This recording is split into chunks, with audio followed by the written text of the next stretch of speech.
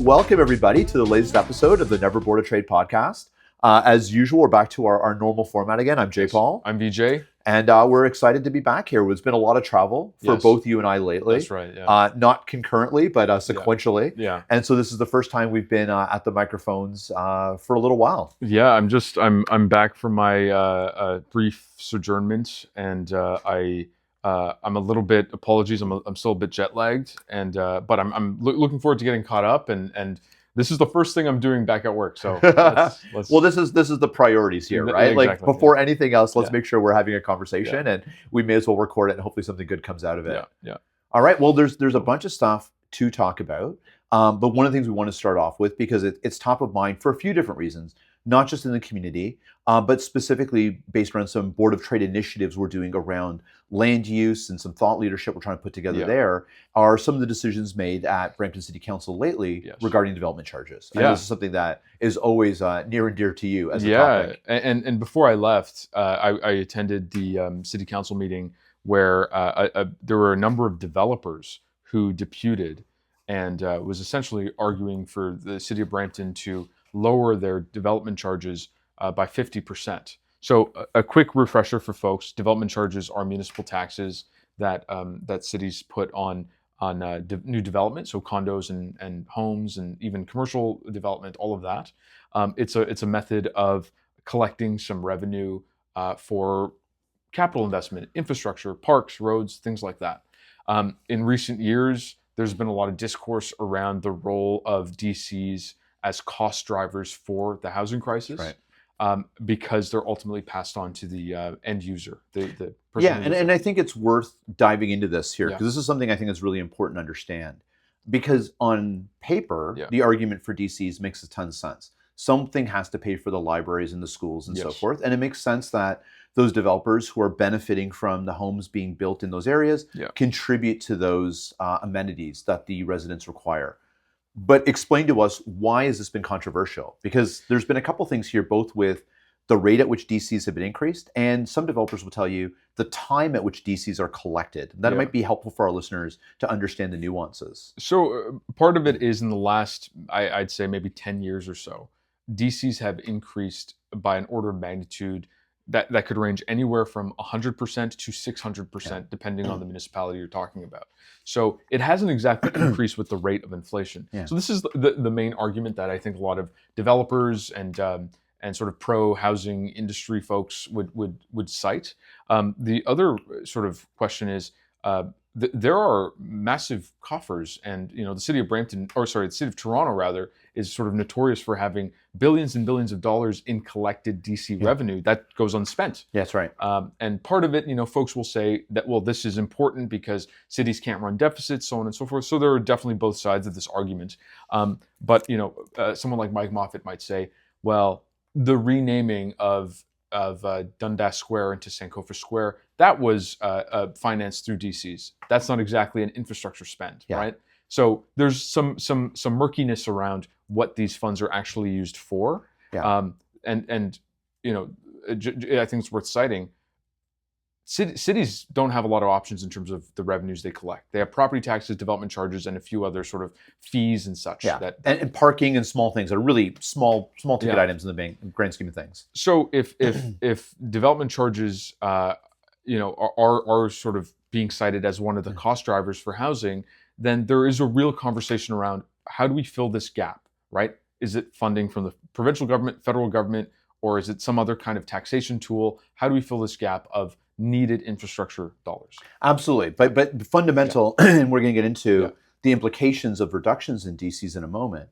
But fundamental to this, just so everyone's following along then, is the challenge is that because there's all these pressures on the cities to provide these amenities, to support the development, this is my way of looking at it, is it's an easy way to do a tax increase without calling it a tax increase. Yes, exactly. Right? A city can run a 0% budget increase, but still make up the shortfall of what they need from a funding perspective by increasing DCs. Yes. And this is among the things that's happened, you said, this increase over the past 10 years or so has been up to 600% in some municipalities.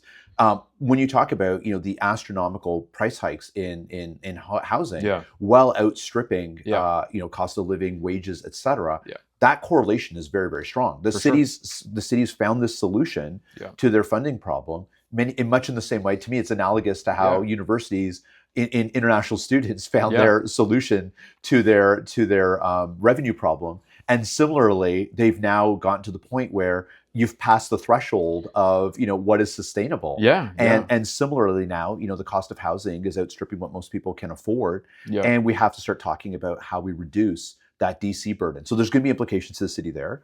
The other piece I just want to share just quickly as well, because I think it's relevant, is DCs are collected at the time that a developer first commits to a project, when they basically submit their planning proposal to the city. So we're going to develop this however many acres of land. Here's the plan to do so. Here's what it's going to look like. And then the city allocates a DC charge based on the nature of that plan. It takes years sometimes for that plan to ultimately manifest, not just in the build, but all the way to the point that someone actually purchases that home. In the meantime, and that's at the time, finally, that the builder actually collects the money that they made on their investment. It's a speculation that they're doing. And that's how the free economy works, and so be it. They have to make some bets along the way. But when they have to make that big upfront payment of the DC to the city, without any capacity to collect on the revenue of that home build for some years, that puts the builders at risk. But what it also means then is that the builders are forced to find ways to finance the fact that the city is holding that DC money, which means they're sometimes borrowing and paying interest on the monies that they provide to the city. And guess where that interest goes? Right back to the end user. So you've got two mechanisms here. The city is increasing DC charges without really a framework for what that looks like, up and up and up. And the builders, to keep up with the demand, are forced to borrow money, which they're then passing along the cost of financing, both of which ultimately hit the end user. So this is where we're caught in this conundrum of what DCs mean. So with all that said, now we're recognizing that in an affordability housing crisis, a crisis of affordable housing rather, managing DCs is one of the tools that may help us, and we find ourselves here. So on June 10th, I believe it is, the city of Brampton approved, I passed a motion to reduce development charges on all types of development by 30%. So folks might remember we talked about the DC discounts and waivers for purpose-built rental. So if a developer is building rental units, they are eligible for DC discounts and in some cases waivers for 2+ bedroom units. In this motion, that it extends to all types of development, whether it's a single-family home, a for-market condo, or rental. So this is huge, because this now qualifies Brampton for the $8.8 billion that the province and the feds announced in funding for municipalities who lowered their DCs. There was a complement of developers who argued that this is great, let's reduce it by 50%. And in doing so, we can go to market tomorrow and lower our prices for folks. And it was an interesting meeting, because I think there were lots of there was sort of this acknowledgement that this would be great. However, some councillors asked, what assurance can we get from you that these savings will actually be translated to the end buyer? Exactly. And that was an interesting question, because I don't know that the individual from Argo Developments really answered that. I think ultimately what he was kind of appealing to is that this is a free market, and we're driven by sort of capitalistic motivations, and if I can sell a unit lower and actually have the absorption rate can actually improve, and someone will actually buy that unit, as long as there's something there, it incentivizes me to lower prices. It's essentially kind of like, you really have to pledge your faith to capitalism here. Exactly. Now, there are differing views on that. Yeah. Whether or not we can put our faith in for-profit developers. But it was very interesting, and ultimately where the council landed was, look, we'll do the 30% today. Can't do the 50% unless there's a clear commitment from another level of government, Right. the provinces or the feds, to provide some of that gap funding needed. Yeah. Because Bill 60, to your point, the Bill 60 allowed for this deferral of DC collection until occupancy, to allow for developers to be able to have an easier time to finance their projects. As you said, the interest collects over time. That DC estimate is sort of folded into the price in general. Yeah. There's taxes paid on that. So, that already sort of imperiled a number of capital projects that the city of Brampton was prioritizing. So this further 30% decrease now sort of leaves the city with even less money. And what was the, actually, I'm not gonna ask you, but I would love your point of view as well. In the conversation you observed, was there any discussion around the $8.8 billion worth of funding? Like, just the back of the napkin math doesn't hold that's enough to make up the overall DC shortfall that municipalities are going to be facing. No. This is a drop in the bucket. Yeah. So how are municipalities looking at this? Is it if we do it first, at least we'll get our share, and too bad for the municipalities to come after us? Or how are these monies being distributed that gives the city any confidence that they're going to be able to make up the budget shortfall? It's a good point. I mean, there wasn't much discussion about that at the meeting, but just in terms of my personal perspective on that, look, 444 municipalities, divide 8.8 billion over 10 years. That's not a lot of money. Yeah. Now, not every single municipality will need as much money or even any money at all. However, it does create this race to the bottom. Yeah. I think there is an urgency. I mean, the city of Toronto just announced that they've lowered DCs for various units types, and Brampton's following suit, and there are a number of municipalities now that are looking to get this money as quickly as possible. So there is a real sense of urgency here. Now, I don't know. Look, the DCs. I don't know the latest estimate, but it was billions and billions of dollars that DCs were contributing to city coffers. I don't know if the federal government or this program is really going to make up for that loss. But I think there is this perception that something is better than nothing, and I don't know. Sure, and that's not untrue. But my concern here is that we are ultimately incentivizing bad behavior if it means that if we're prioritizing speed at the expense of thoughtfulness here. And maybe there are some details that have been put out there that we're unaware of, but I've just not seen anything that indicates for Brampton this is your fair share. Proportionally, and therefore I'm only left to assume that it's whoever gets there first claims the money. This is it. And so are we going to be looking at projects and trying to incentivize builders to build the right things, or are we just going to try to incentivize builders to build? Yeah. And then are we similarly just going to be stuck with a bunch of, which we already have a little bit of in our downtown, and I don't want to see more of, is buildings that are built or partially built but vacant. Yes. Because there was a rush to get permitting in, there was a rush to start, but it didn't match what the market was actually looking for. That's it. And this is my concern now, because this is an uncharted water that we're heading into. And in as much as the individual from that development company gave the assurance that the free market will take us where it needs to go, I don't know that that's going to work necessarily when the numbers are so skewed in the manner that they are right now. Well, this is it. And actually, this dovetails nicely into the next topic. But what I'll say about this is there isn't a lot of money on the table, and there is this moral hazard around lowering DCs in a way that might not set up the city for success for forecasting right into the future. And I think there is this real conversation around what kinds of developments do we want to incentivize, and are we relying solely on for-profit developers? Yeah.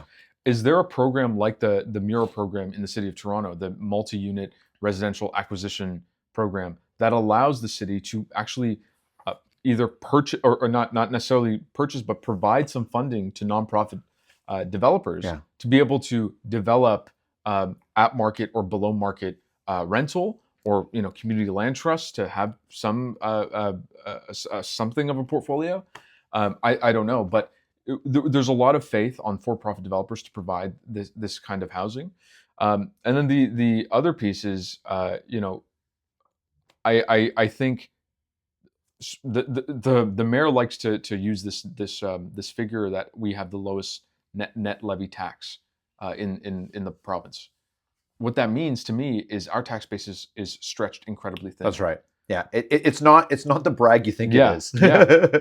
So I think your point around fair share is a good one. Yeah. Like I frankly I think Brampton deserves more funding than Toronto. Yeah. Because we have more problems relative to the amount of money we have. We have more shortfalls that need to be made up for, at the very least. I would say that, absolutely. Yes, absolutely. The just out of curiosity, because this has come up as I touched on briefly, we're trying to invest in some research on this topic around land use, and affordability of housing is coming up as part of that, and we're having conversations with stakeholders as part of the work that you're leading. One of the things that came up in some of those conversations is, and to my chagrin, I forget about sometimes, is we are in basically a two-tier municipality here as well. Yeah. And it's great when the city of Brampton makes a decision, but if that decision is not reinforced by the region of Peel, it doesn't have the full measure of effect. That's right. Was there any conversation about what the region is looking to do around DCs? Yes. That was referenced, and there is a similar kind of push. Excellent. At the regional level to ensure that folks remain competitive. It's interesting because at the regional level there isn't the same kind of political pressure and sort of constituency. Maybe visibility is not the word, but in the city of Brampton, we elect folks who we want to represent our interest. These same folks, many of them, have a secondary duty that is to sit on regional council. Yeah.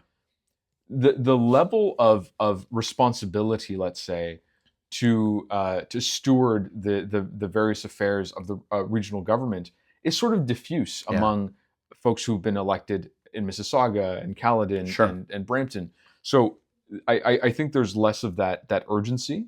But to your point, the industry is laser focused on ensuring the region follows suit. That's excellent to hear, and I agree. I think there is a bit of a diffusion there when you represent. You have to balance out the needs across three municipalities. To the credit of those councillors who do so.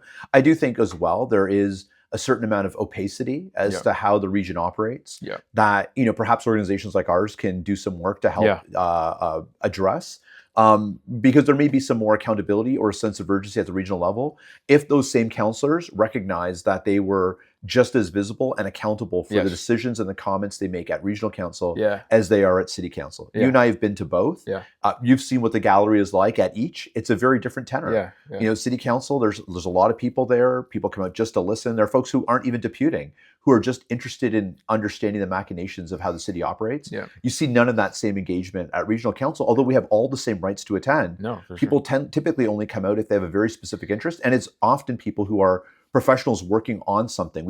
I know we talked about this on a previous podcast when they were talking about the regional budget and how well I thought the regional chair dealt with citizens coming forward and talking about budget issues. But my impression has been that is very much the exception, that you get that level of civic engagement.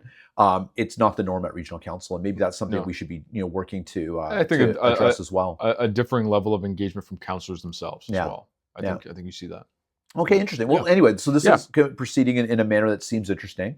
I was one of the questions I've had is how important DCs are. Because in my mind, it had been an instrument that certainly the cities and the municipalities have some control over. But my impression in the overall cost of housing, relative to labor, materials, land, and so forth, that it was a relatively small factor and wouldn't really move the needle. But I've been interested in these conversations I've been having as part of this land use initiative, where you've allowed me to do some of the interviews. Most people I've spoken to have said, the DC mechanism is a real thing, and they're really happy to see it. So I'm happy to hear that at least the development community seems to believe that this is a meaningful measure in reducing the cost of housing and builds. What I'll say is I think it depends who you talk to. Because at the end of the day, DCs maybe account for 25%, if that, of the cost of building housing.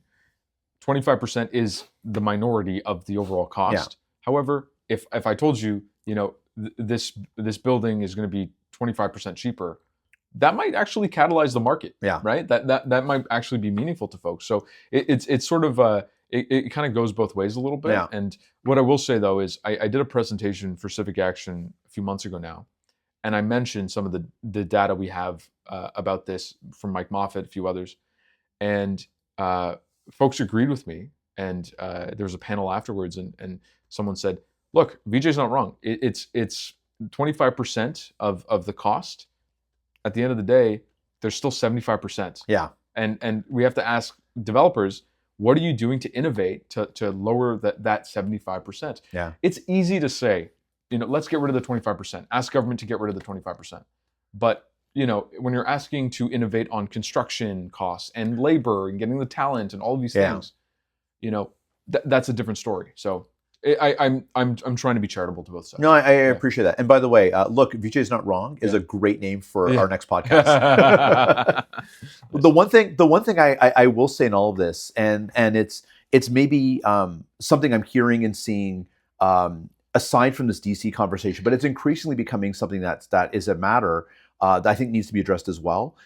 In part of this overall affordability conversation, I realized we often talk about affordability in this community. We talk about solutioning around the issue of affordability in this community, primarily around issues like new home builds, when we talk about things like DCs and so forth. That's why we're having this conversation.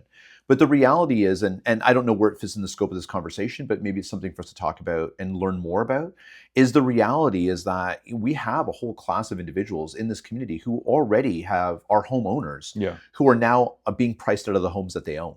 And I'm seeing that in the neighborhood that I live in, where a number of houses are going up for sale. A lot of people bought, like myself, when interest rates were really low during the pandemic, and maybe bought more house than they would have normally have budgeted for themselves.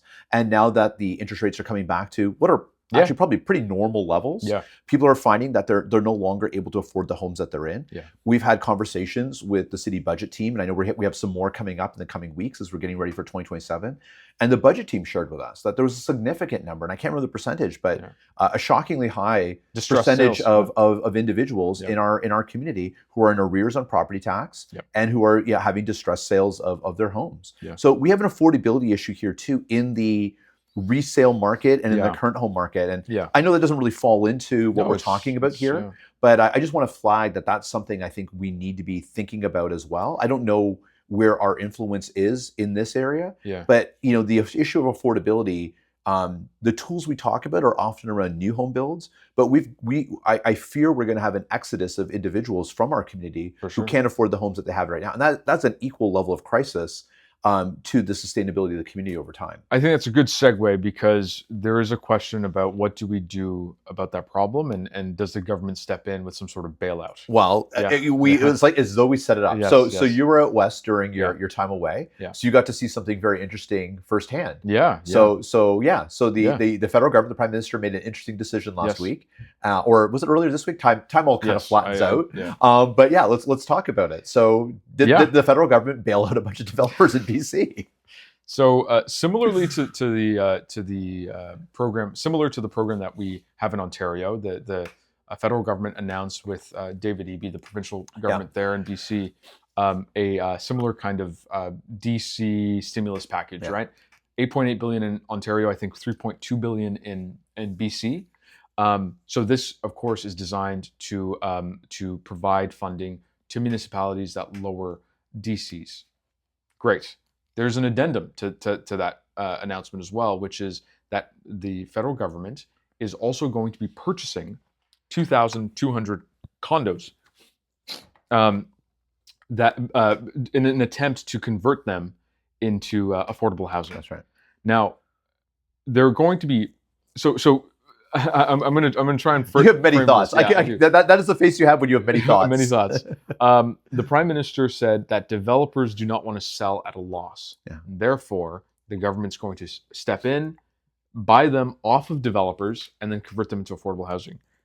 I have so many thoughts about this because, number one, this is a bailout. This is a bailout of the condo industry. Number two, why in Vancouver?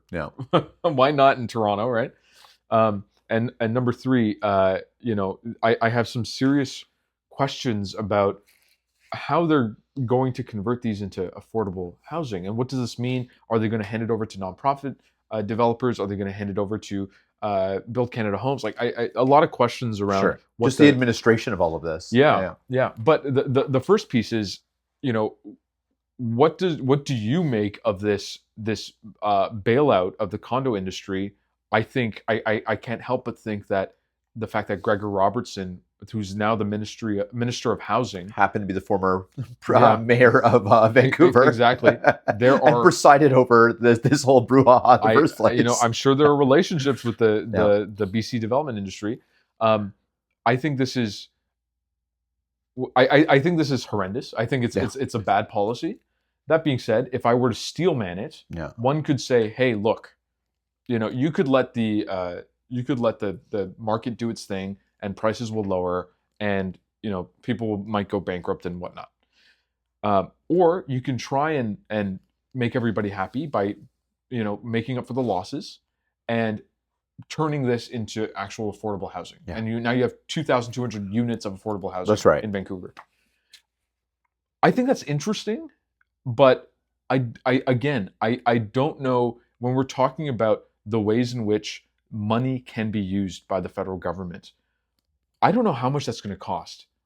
Could you not use some of that money to develop co-op housing, community land trust housing, you know, provide stimulus to nonprofit housing providers so they can actually develop their own properties? This seems so anti-market in my view. This seems like corporate welfare. But what's your take? Yeah, and admittedly, I don't know enough details here, so forgive me, and you may have to walk me through this a little bit more.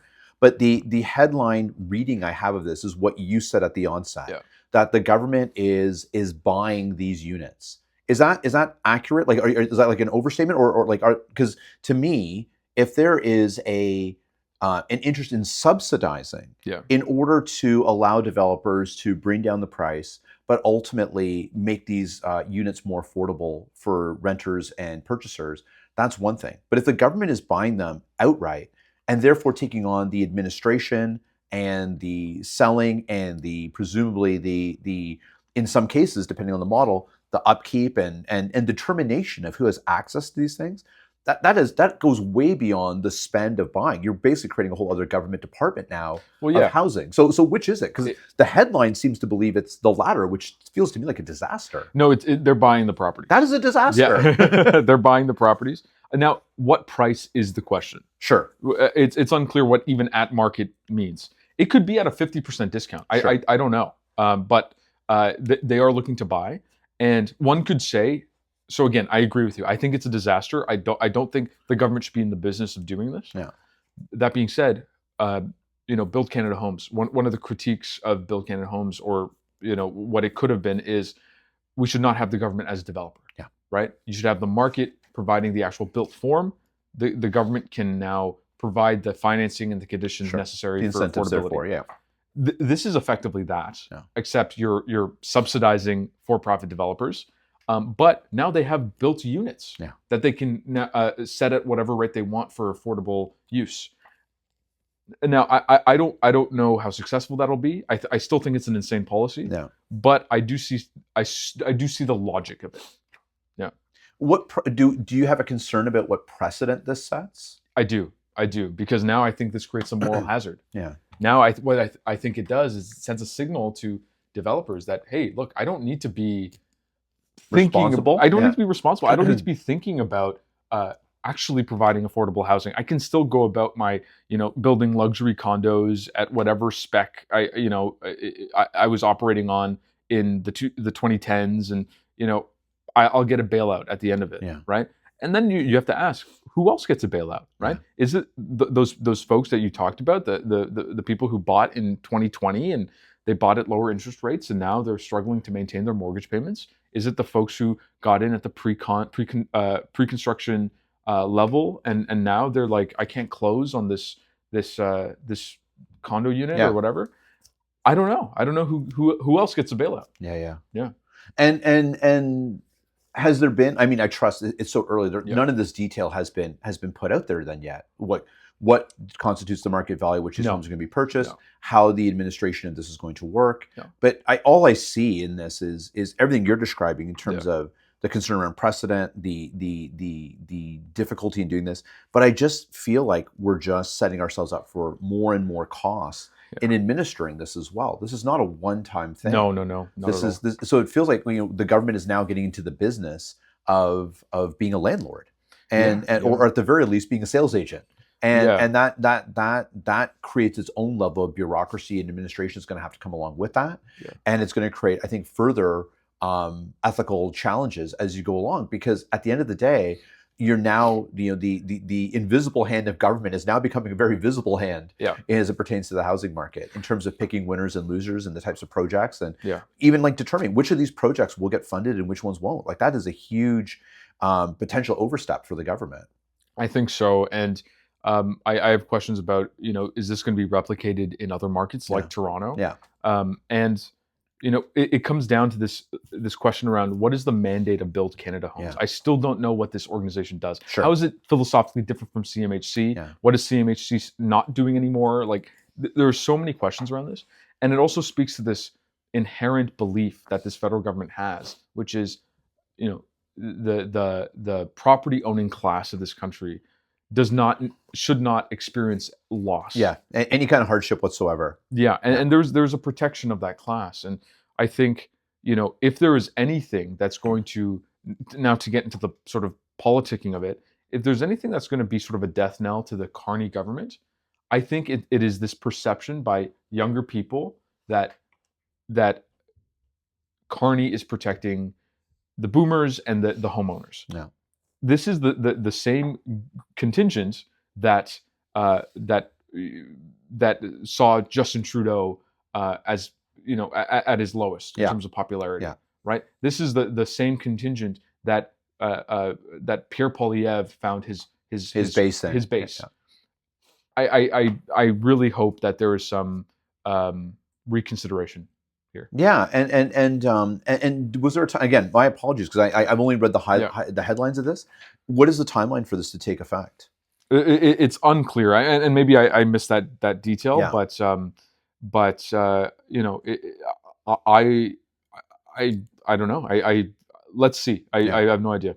And I guess the starting point for Vancouver is it's famously, the most expensive housing market, among the most expensive housing markets in the world, not just in Canada or North America.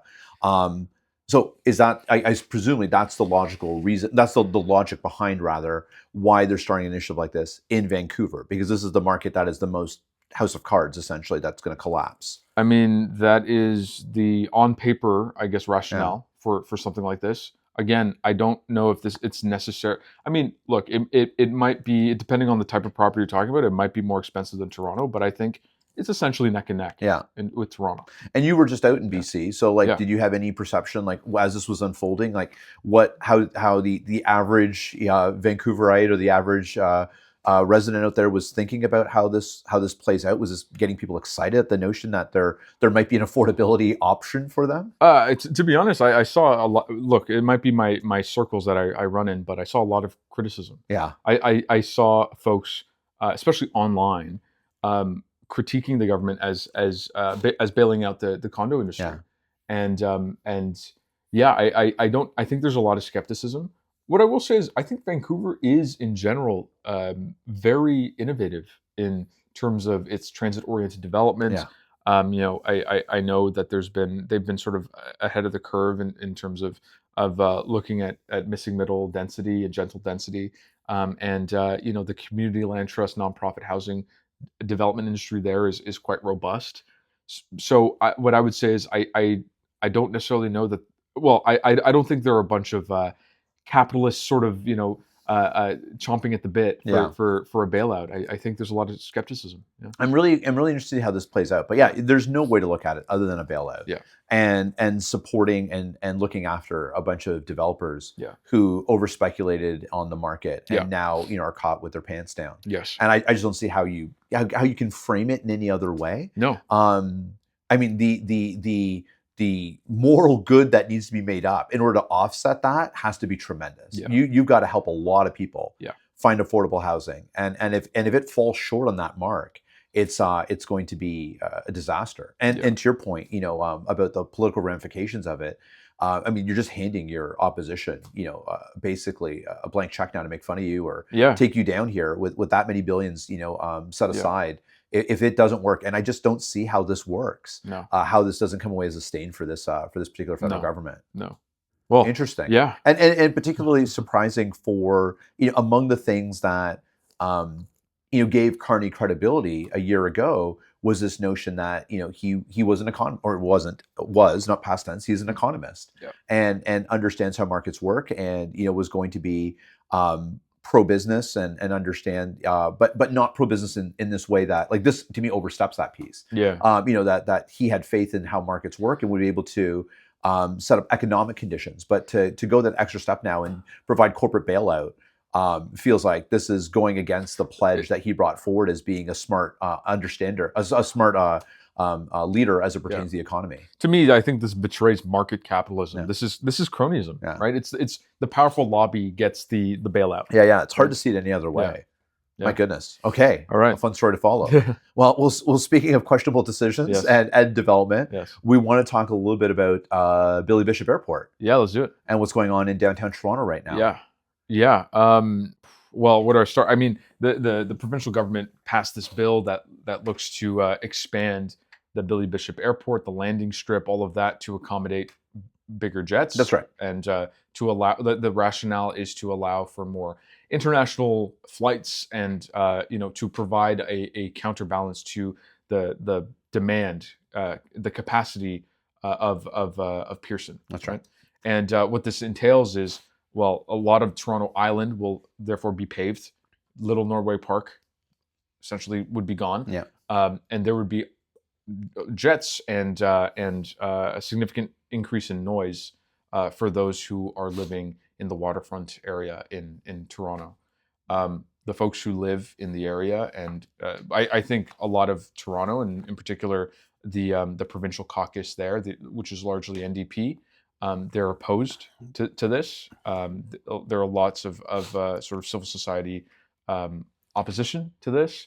The reason I wanted to talk about it is, how does a place like Brampton feel about this? Like, and I've been asked this I have a lot of friends in Toronto, a lot of folks who do a lot of the good work, and they're activists and advocates, and they're asking me, hey, like, do you think Brampton would get on board with advocating against something like this? And I told them I have no idea what the average Bramptonian thinks about Billy Bishop Airport. What are your thoughts? Yeah, I can't say it's come up in the conversations I have with our members and so forth, or my neighbors. This has not been the first thing that's come up. And full disclosure here, Toronto Pearson is a member of the Brampton Board of Trade, and we work closely with them on a number of policy and advocacy initiatives. The topic of the expansion of the island airport has never come up in our discussions with them, but I just think it's worth us disclosing here, right? That we work closely with Toronto Pearson as well. I'm just trying to figure out who this is for. I feel less about this as a Brampton issue, but as a provincial resident. Why are we putting our money and resources into this? Of all the things that our provincial government should be putting their energy into, why is this the important thing? If this is the place where, even if it's an unpopular thing, why is this provincial government using this particular project to blow whatever goodwill capital that they have? My head is just trying to wrap the why. I understand Toronto Pearson is nearing its capacity. It has a large expansion project underway. It has much more capacity to build out much faster and build out for that international traveler much more quickly than anything that'll happen downtown, with far less impact to residents, far less impact to the environment, far less impact to just the quality of life in Toronto. Even though I'm a Bramptonian, I enjoy the Toronto waterfront and all that it provides. But at the end of the day, it's ultimately is who is this for? And I just don't understand why we're putting energy into this as something that feels like a priority.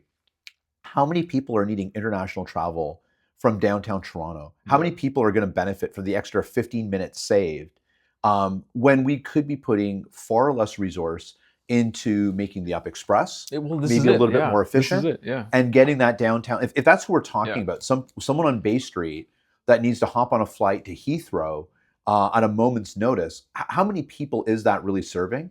And how much harder is it really to take the extra few minutes to hop on some enhanced transit service for which we already have the framework in place to get on a train and go to Toronto Pearson? It just I don't understand why we're putting the money and energy into this. It feels like a giant distraction for no value. And this is, I'm just more perplexed why this is even a priority for the provincial government. Like, what are they doing here? And that's my position on it ultimately is first, why is there so much attention paid to Toronto? Right? This is an investment being made in Toronto. And in my view, I think that money is better spent at Pearson and improving Pearson. And we need more than 2 terminals. And the Up Express, I mean, we've advocated for this in our transportation white paper. One small infrastructure adjustment can bring the Up Express all the way to Kitchener if we wanted that. And folks in Kitchener and along that line would be able to have quicker access to the airport if we invested in that. I don't necessarily understand. There is a solution already to get folks who live downtown to the airport. To your point, that's the Up Express. There's also the Waterloo Regional Airport. There's also the Hamilton Airport. There's shores around. So it kind of confuses me why an area that is being designated for an LRT, for housing development, for commercial development, is now also going to have airport noise to contend with. Like, this is a disincentive for business. I would think so. And it feels, to me, it feels a lot like a provincial government and a premier who is just kind of feeling secure in his role, understanding he's close to the end of whatever his tenure is going to be, and is just looking for legacy projects. Because when you take something like this, along with the spa downtown, the off-the-cuff musings of a giant convention center to be had, it just feels like we're looking for things that are going to be have his name on it, and like I wouldn't be. I don't even know his name. I think he's going to call it the Rob Ford, Memorial Airport or something like that. But it feels like he's looking for legacy projects at the expense of trying to address things that are actually affecting the day-to-day lives of people who live in this province. And this just feels like a giant. I would worry it's a misdirection. I don't even think it's a misdirection. I think it's just a giant mistake. And so I don't know that I have a strong opinion about the airport so much as I just don't understand why we're even talking about this when there's so many more important things to be talking about, and utilizing the province's limited resources financially to support things that, like, we started this conversation off on affordable housing, which is tied to things like transit. Those are issues that are far more pressing in the lives of day-to-day individuals, moving around the city, moving to their job and back and forth, moving intercity, like GO investments, regional transit incentive, supporting the provinces, supporting the municipalities in the shortfall for DCs. Like the province passed the bill, they still haven't told the cities how they're going to make them whole. We've got a federal commitment towards some of that, but we still haven't gotten a clear provincial commitment on how they're going to help the shortfall on DCs. Yet we're looking to basically expand an island so that we can put in a bigger runway. So how many flights a day are you talking about that are suddenly going to international destinations from downtown Toronto? It makes no sense to me. So electrification of the GO service, like there's 100 projects. Hospitals that I would put ahead of this if we're spending provincial money.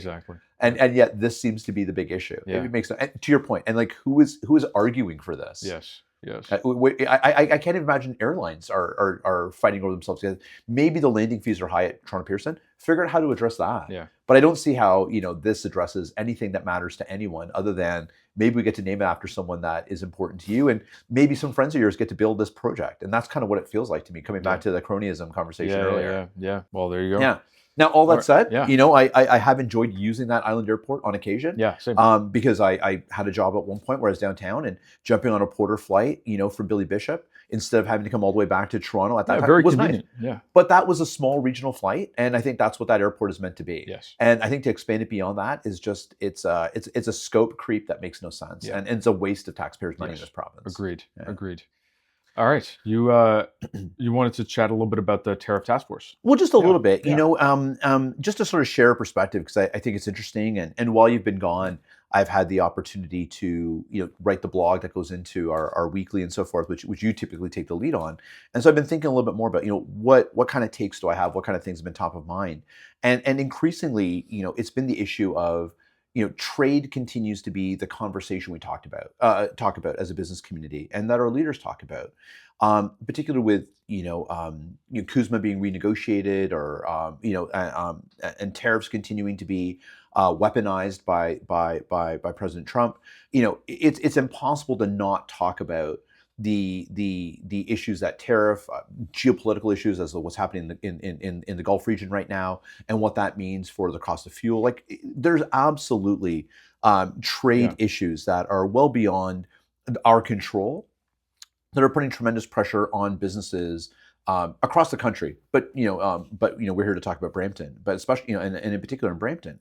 But as I've been thinking about that and talking with businesses, what's been really interesting to me is that there are some businesses who are in particular sectors that are affected by strategic tariffs, aluminum, steel, that are absolutely feeling pressure. Some will tell you that the ways in which the tariffs have been rolled out, there's been actually some give and take as well, because sometimes it's about raw material versus finished goods, and the level of processing creates some nuance. So there, even in the tariff conversation, not every news story is a bad news story. Sometimes the inadvertent repercussions of it has created opportunities for some businesses. But what's interesting is I talk to businesses, they're decreasingly talking about tariff, but they will talk about all the struggles they're having. And what's been remarkable to me is that our elected officials want to talk about all the stuff that's happening outside of Canada that's putting pressure on us: tariff, trade, cost of fuel. When you talk to businesses, what they're focusing on is there's a whole bunch of stuff within Canada that's still within our control that we've suddenly forgotten to talk about, or it seems like no one's interested. And that's interprovincial trade, access to workforce, continue to be two huge issues that come up consistently, that it seems that the federal and provincial governments don't seem to be interested in talking about anymore. But if you talk to employers, we'll tell you these are far more immediate concerns that they have, in particular workforce. And what brings up, you mentioned the tariff task force. I attended yesterday the final meeting of the city's tariff task force. So this was a group struck by Mayor Brown to bring together business leaders across the community to address issues of tariff. They've done a good job, I think, of connecting with other levels of government and creating a sense of community among businesses who are able to share best practice, commiserate, all the things that we needed to do. Excuse me.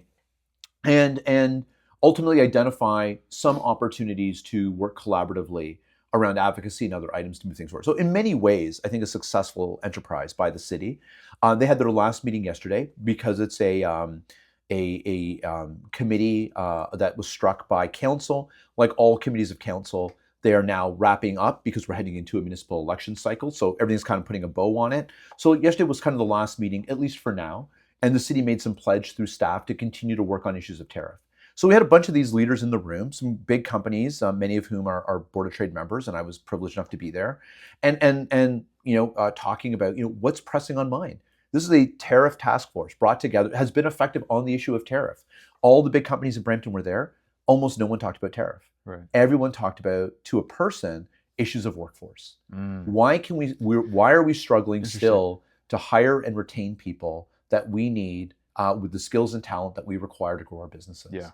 And I have a lot of thoughts on this, and I think it's kind of its own podcast. It's not fair as like a third topic piece.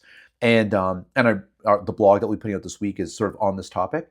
But I just wanted to share that observation with you. I thought it was an interesting one. That in as much as this disconnect that we see between the federal government and their desire to blame the issues that we're facing as businesses on what others are doing outside of Canada.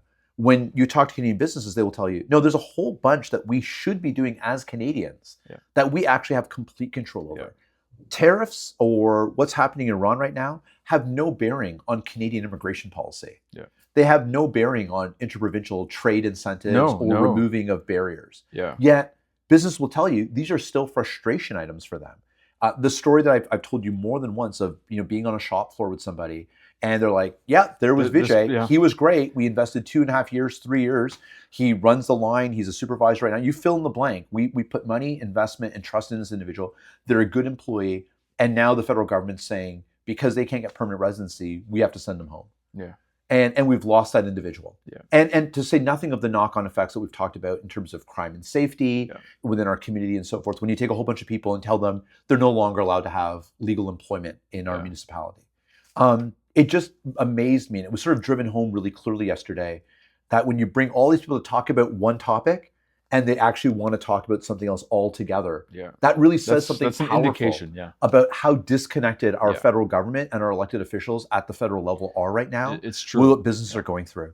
And there were a couple of MPs in the room for this conversation yesterday, because there was another announcement related to some federal funding that the city's getting. And great, we're really happy to have that. So I'm not crapping on everything here. But we had a couple of MPs in the room as a result of that announcement. And their response to these issues were to cite programs like Canada Summer Job Programs, which are not nothing. We have some great young people working in our office right now as a result of that program. But that is not addressing the need that employers are saying, we need high-skilled individuals to work on manufacturing shop floors. That's not a Canada Summer Job solution. No. This is Canada Summer Jobs is to give people opportunities to learn, grow, address specific needs, primarily administrative or white-collar jobs. In the summer, by the way. In the summer. It's built into the title of it. Many of these folks are going back to school in September. This piece of them just simply not getting it was really driven home to me. And I think, we talked about doing some thought leadership around land use.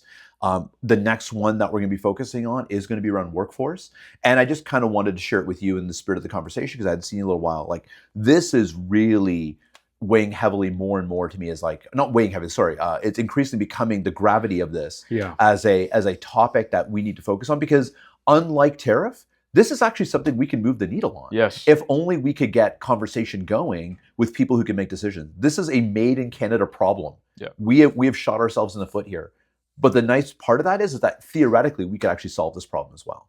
So that's my spiel on that. I'd love to hear your 2 cents on that. Yeah, no, I don't have much to add. I endorse, agree with what you're saying. What I'll say in addition to that is, the Minister of Immigration typically is a heavily scrutinized individual. I think there is no more controversial figure than Minister Diab. And in particular, I had a conversation before I left for vacation with folks who are doing advocacy for refugees, in particular, but also folks who are non-permanent status. And it's no secret that she's been absent from public life, and her staff is not exactly equipped with the resources and information to be able to help on these files. So to me, I think the immigration file, of all the files that the Carney government is making investments in or moving the needle on, immigration to me is the most bewildering. And I don't know what the strategy is there. I really think we are in a technical recession. Why? Because of our immigration decisions. That's right. Maybe the recession is necessary and the immigration was a buttress, but we will need people to work these jobs, and we don't have people to work these jobs. So what are we doing with the however many permit holders we have in this country? What are we doing to try and get them to permanent residency? And if there is a latent idea that, well, most of these folks will have to go home, that is not tenable, right? No, and that is the impression now, right? Because there's the very real scenario where employers have lost these individuals who they've invested in, or having trouble hiring for the skills they're lacking. But that first issue of having, I had this person here, we invested in this individual, we trained this individual, and now we've lost this individual, has a secondary effect. And that's that perception piece, where now employers will tell you, we're shy to hire these individuals. I'm afraid to hire, because what happens when I hire the next person, I invest in them, and now she gets sent home? It's just they're concerned about the perpetuation of this, to the extent that they're afraid to even invest when there are talent options here. So it is actually becoming a self-fulfilling prophecy. The part I find interesting too, just sort of connecting it back to the BC piece as well, but the relationship with this federal government and the private sector, is that part of this whole piece, and I'm not defending where we were in immigration. A correction absolutely needed to happen. We had opened the doors wide open in the 20 teens and during the COVID years, and both in the terms of international students and in workforce. And some right sizing needed to happen. But to overnight say we're going to send 40%, we're going to reduce 40% the number of newcomers into the country, send people back without any real clarity for anyone as to how or why some individuals are and some individuals are not, and to do so without any consultation with employers to say what skills do you actually need to have here, or what parts of the country may need to have some carve-outs here because it supports critical industries. That is to not do any of that is crazy. One last thought here, but just come back to the relationship with the private sector. A, to not consult the private sector, and B, as part of all this, and again, no one's defending what was there, but the federal government never took accountability. The previous Trudeau government didn't, and this current Carney government has not also taken any accountability. They've demonized the private sector. It's bad employers who exploited LMIAs. It's bad immigration consultants and lawyers who took advantage of the system. It's bad universities and colleges who over-index on international students. But nowhere in there has the previous or the current federal government who has said, we played a role in this. They pointed the finger to consultants, to employers, to schools. Somewhere in there, they have to accept you made this problem. You have made it worse, and you have to play an active role in cleaning it up. And the abdication of that responsibility, I think I overuse the word abdication on this podcast, but that one just drives me absolutely nuts on this issue. Completely agree. And last point for me on this is what you're describing is the crux of our advocacy position on this. I think people misunderstand when we talk about immigration. Even David Common last year, I think he wanted a soundbite and misunderstood what our position was on immigration. The amount, right, in terms of do we need more immigrants, less immigrants? I'm agnostic about that. I don't know. I don't know the right number. Right. But the fact is, we need clear pathways. We need clarity. People like to point to our point system in Canada as this paragon the of gold immigration. standard of immigration. Points change all the time. How can you play a game where the points are changing all the time? You can't. You have CNC machinists. You have people with skills. I know people who are making high six-figure salaries at incredible companies and closing incredible sales. They don't have their PR yet. There is no logic to our immigration system. So what we're advocating for is create structured pathways and couple it with an industrial policy that makes sense for this country. It's way too reactive right now. And you're absolutely right about moving the goalposts. Because I know you and I have both had more than one story of an individual who applied, had their initial processing under one point system, and then the point system changed in the process of their application being reviewed, and then suddenly did not qualify. So not only are we not shifting it, we're shifting it like right underneath the feet of these individuals who actually want to be here and contribute. So anyway, I don't know what we've solved anything on this, but I just wanted to share, because I haven't spoken in a little while. This is increasingly becoming a topic that I definitely want to focus on, because it feels like this is something where we may actually be able to make some ground, because this is actually within Canadian politician scope of work to say we can actually work on immigration policy here. But to your point, we need an immigration minister that is actually willing to engage with employers, willing to engage with the community, and we haven't seen that. And we'll continue to be loud on that. I voiced it quite assertively with the MPs yesterday. One of them made a pledge to get me a meeting with the immigration minister. We'll see if that actually materializes. But at the very minimum, I think we need to have some engagement. And I say this every time. Communities like Brampton are disproportionately affected when it comes to immigration policy because of the nature of what our community is. And when you tell employers in a place like Brampton that you can't have access to talent that's coming from abroad, that is then who else can we hire in a community like this? And we talk about it in the manufacturing context. That's top of mind because of the tariff task force thing I was at yesterday. But this is a healthcare issue. This is a hospitality issue. This is an issue across all sectors. This is a logistics issue. You name the sector. There is no sector in Canada that doesn't require individuals coming from abroad to fulfill critical gaps in workforce. And until this government wakes up and understands that they have to play a role in fixing this, they are doing a huge disservice to all Canadians. Absolutely. All right. All right. I think that's probably our time for now. Yeah. We're leaving this call angry, or let's chat angry, but that's probably good. We'll be fired up for a good, productive afternoon here then as a result. There you go. Thanks to everyone for listening. Yep. We'll be back again shortly. I apologize. We missed a week in there. Vijay was away. He left it on me to make sure there's a podcast in between, and I just couldn't get my act together. That's all good. So I appreciate Vijay being back, because that means we're back at our normal cadence. Cool. Thank you everyone for listening. Thank you, Muskan, for producing us today. And we'll talk to you again soon. Thanks.